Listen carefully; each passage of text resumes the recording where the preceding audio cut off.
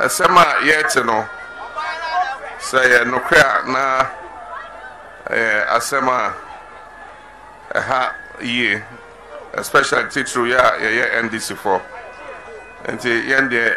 yanchichire re ni ntwen ni nhwe ni AC nti ebesre na mama ekwan na yasa konkran na emrepano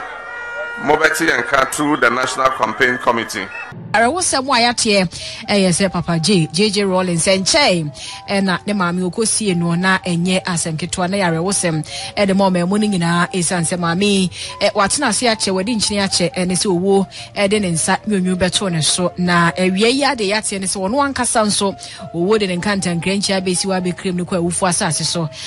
Say Ghana for the NDC and Obibia air to Abesono is and say yes, I need to soon ya when sa sebesi ene ya wade wie ene sa we se miaba na enkrache se papa e wonya ohaw kakra ya ye no eye heart attack e me adi kopie mu cardio center e wo Kolebu na ansa na no be se mfie miensa ne odi wa kwani aba ene se be se enna kakra ne emu ye de me ade ko ya a doctor for a coin a year the ombe to me be a woman to me and in a crancy ho ya we free mo na ye be conning some nemo papa yi fitibre ya ye nim no ebesi ne e bride wo no ne ngumahua obedi mampani wo Ghana ha obaye srani de ka wo nyina wo Ghana ye fa ne kakrakra na afa de ho asem e de atoaso ko pa ya do so kotoaso afeina wode wa fidi ato ha no mo ye kai wo say breaking news ayensa kan and say omampani dada Jerry John Rawlings wodaya wansori woda ne benkum so enche ena yenyan ntie se woyare kakra a chese eye akoma ho yare ema wode no ko cardiothoracic center ya ewo Kolebu enna kakra ni ema na chese woja yahwe wo hono mo a amanebo asesi a abane se wopani no wantimi ankramu ya wajaimu na yeka omampani dada JJ Rawlings a Ghana abakosem wobedi muntintiman yese wobia watsum ache yeka Ghana konwa se head of state wobia watena akonwa so ankasa ache na chese ewo Ghana abakosem mu no anhwe ya makra bia muda se wobi betena akonwa so ache so no enu achi no de ema wodi ntintiman wo Ghana bakose mu pa ene say fourth Republican constitution aye wo mu say no na breso ena Ghana ye wo ena say Republica ye wo mu say ya ye wo mu nso no wono ena wo hyase ya enam so efri 1992 enamu ama say yenya mfie na ya ye fourth republic acheye ama Ghana yenya asumdwe atenase ama se ye ka democracy ye wa bi maimu adi ntintiman na ye bo Ghana din ka ho no a na omampani dada JJ Rawlings ne wada ne benkum so no wono na chese woye na hyase a woye the father of Ghana ye 1992 constitution anase ye fourth republic ye wo mu no ye ono na ye poma wohwe na wono a ebra ye wo no na chese ye 22nd June 1947 na ye wo no na chese wo yobi a wo ye sojani mapa office soja amamuomu na wodi bewura amamuo ankasa emu na wo bamuo no wodi ku na ba ye 1981 tuamua na chese wodi bedi mampani na bre ofi akonwa so eye opepon musumi de toso nso ewo emfiempim yenu ene baakomu na chese mampani dada JJ Rawlings wafi mu na wo hwemu na chese efiafia pan kwadu oso enkron ba no a na wodi omenye ni mu a ede ababedru sabre Adaso ko memfa ne ngumahua ho asem nto aso kakra papa yi oko school ewo Achimota College afi apema henkredu sianso 1967 ena wakwaje ntiti ewie ya pe ena Ghana Air Force wadi ne ho kohye mu ewo ho na chese anche ena ondi onya akwanya eko eye military ya Air Force na omo eni omo didwuma na yesi ho ena ne din no ankasa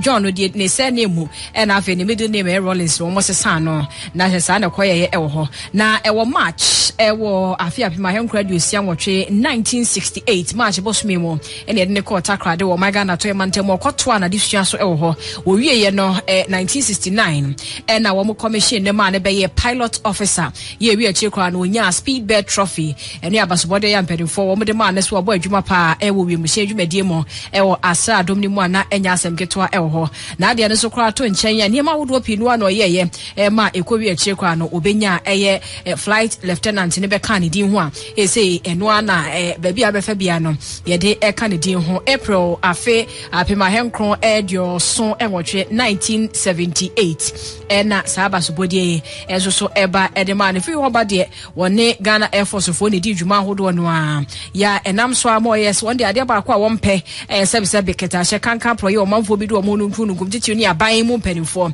eno nti ewi ache ma wo ye se wo ba de obetumi bia se de beye na o my Ghana ne ma bia na ekokoso sabe na enko yie obedi animu no ahwa me akode tie ni se wodidi animu a me wi achi oye ku ya wobetena Ghana kunya kese so a afefiti wo ba wode ahwe ama Fourth Republic se de odi ka chi mu ahyase no ye no mu abu abesi sabre na chese ye hwe aku ahodo ye a akwaso wo na breso na ne hu wo mu pa no 1979 ku wo mampani dada Rawlings na woka hu bi ye ma enu achi no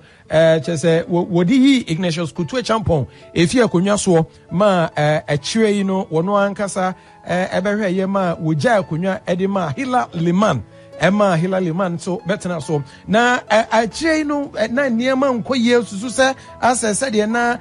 womanfo hwe se de Liman mamu no besi akona enye sa na yeko enu nti ena edi ku atwato ye 1981 ku no ebaaye ema enu achi no wode ebetena akonwa so na 1991 ku na chi afedie wono ankasa ebetena akonwa so ena efi hono na wode ku baaye ebetena akonwa so a edi free Provisional National Defense Council PNDC so meche ebedane NDC enamua ema sese no wode ebedi mampanina se uhwe ni ye pa nkasa no a jeso mampani dada JJ Rawlings a enne yebo amane se wo free mu no National Commission on Democracy NCD ena wodi kan etiye ewo 1982 ku na chi pepepe ena wodi NCD ya eye National Commission on Democracy ebaye ansana ache wonamu sisa niema mu a ene yenya National Democratic Congress ene wo NDC amanyokuo abakosem na NDC amanyokuo nhihye mu a omampani dada JJ Rawlings oman no NDC amanyokuo amamra bonidin se wono ena woye founder edema National Democratic Congress unim se your political parties awdo wo Ghana hanom a bebre no our founding fathers any ade ba uko NDC amanyokuo mu de a NDC amanyoko bodin preko pese omampani JJ Rawlings wafri mu no wono ena woye founder edema National Democratic Congress ene Ghana ebekai no se wono eye mampani a waba besumye. Jerry Rawlings was born in Accra, Ghana on the 22nd of June 1947 to his mother Victoria Abokchui and his Scottish father, James Ramsey. He attended Ghana's prestigious Achimota School. An elite school at the time, Achimota was founded on the principle of providing African students with the British model of a public education. The school boasts of an impressive alumni with Ghana's first president, Kwame Nkrumah, Gambia's Sadawada Jawara, and Zimbabwe's president, Robert Mugabe, all being former students at different times in the school's history. I must say that it probably was one of the finest times of my life. You know, Achimota School. It's a place to be proud of. I noticed him, yes, because he was very visible and bullied us even though we were in the same class. Not in a very bad way, but you know, bullying is bullying. And so you can't help but notice him. But I never thought that we'll come this far. By collective effort, that the nation's problems can be solved. Before his fame as a revolutionary, Jerry Rawlings was unknown to most of Ghana. In March 1968, he began his training as a pilot officer. I've wanted to fly from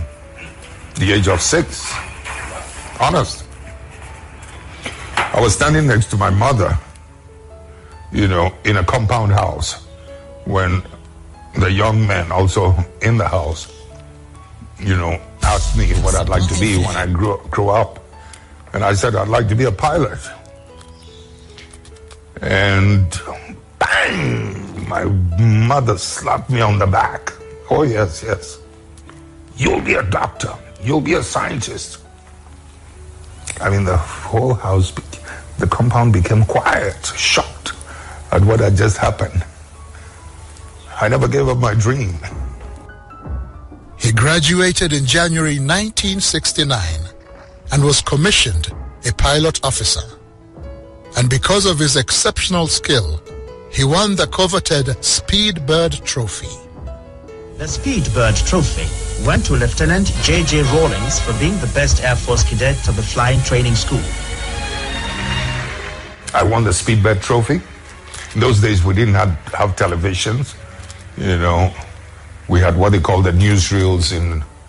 movie houses. But my mother was not interested. He earned the rank of flight lieutenant in April of 1978. The early years of independence in Ghana were filled with great hope for the future, with the country's first president, Kwame Nkrumah's leadership, set to catapult Ghana into a new era.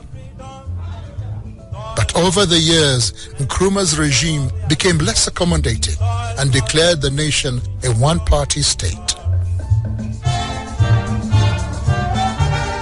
While on a state visit to Vietnam and China in 1966, Nkrumah was deposed from power in a coup.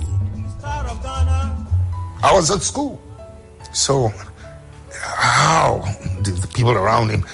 how did they conduct or misconduct themselves in such a way as to bring so much hatred to Dr. Kwame Nkrumah? What followed was a period of military coups, failed civilian governments that left the people dissatisfied. Widespread corruption made life difficult for the people of Ghana. This led to growing anger and resentment. Enti de kotie ye kane mampani Jerry John Rawlings ya abede dwase wada ne bonkum so na yete se ne honsem bi na bakosem wode to dwana